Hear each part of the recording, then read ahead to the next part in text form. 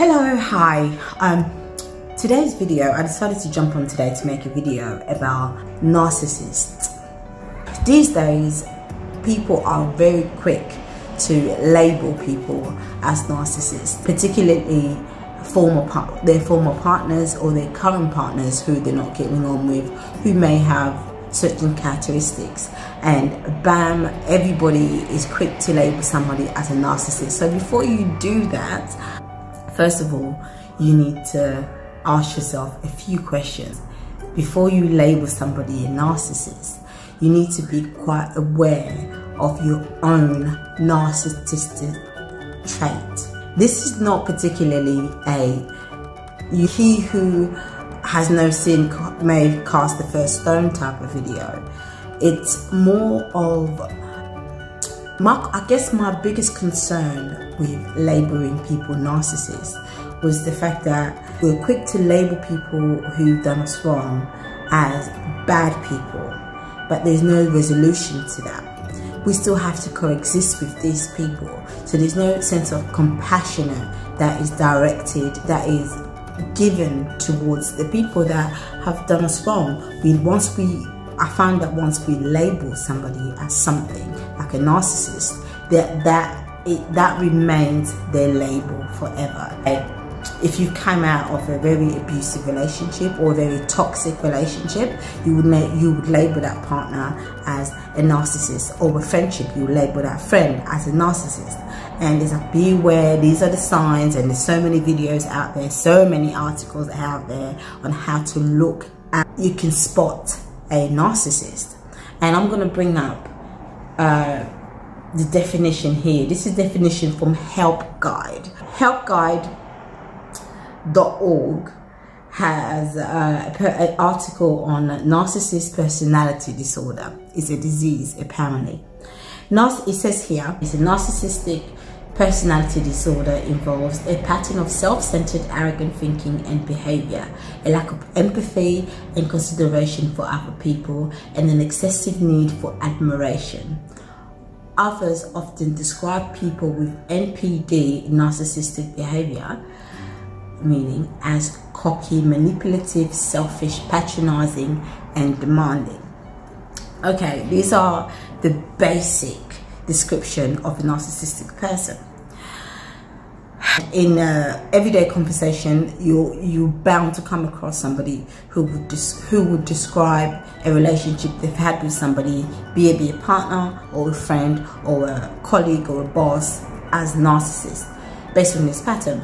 But my point is, who doesn't have some element of self-centeredness, arrogance in their thinking, in their behavior? Who doesn't sometimes lack empathy for people, right? Who doesn't sometimes lack consideration for other people? For instance, when we're talking about different political parties, each party's or each supporter of a party believe that what they believe is right and everybody should think like them. Therefore, they lack all empathy for the other people, how they feel. Okay, excessive need for admiration. There's a lot of people who doesn't have, we can argue that people don't have an excessive need for admiration, but people, indeed, the majority of us, because we all are born with an ego, so the majority of us would have a need for admiration. Excessive, I don't know, but I'm sure there's certain relationship expert would even advise people that if your partner doesn't admire you or doesn't demonstrate that they admire you, it's bad, it's a bad sign in your relationship. The point of making this video was because I keep hearing people go on about narcissistic people, and it leaves me quite dry, because if I hear a friend or anybody, a client of mine, describe somebody as narcissistic, or it just leaves me a bit, so then what do we do with those people? Like, are these just these people we're supposed to put in a box and put somewhere and everybody stay away from them and nobody touch them? Of course we can't, because that means we're going to do it to everybody, because I have never met anybody who doesn't have all these traits here that I've listed. I haven't met a single person who doesn't have narcissistic traits, who doesn't feel in some moment that they have to manipulate a situation in order for them to get what they want. These are all reactions of fear, which we have as human beings. Of course, we can all cure and heal from that, but we can't do it without the awareness of it in the first place.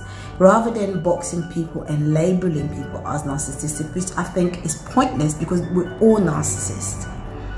We need to pay attention to our own traits. For my own personal spiritual journey, my own uncovering, every time I go to point a finger about somebody's characteristics and behavior, I have to stop myself. Now that I have a lot of self-awareness, I can easily stop myself from proceeding. I can spot somebody's traits and characteristics, but I have to stop myself from the judgment of it too much, because I realize instantly that I have those traits, or I have had those traits, or manipulated a situation, or I have been demanding of admiration, or I have lacked empathy toward somebody in some occasion, in some situation, one way or another. I've lacked empathy in the way I talk about people.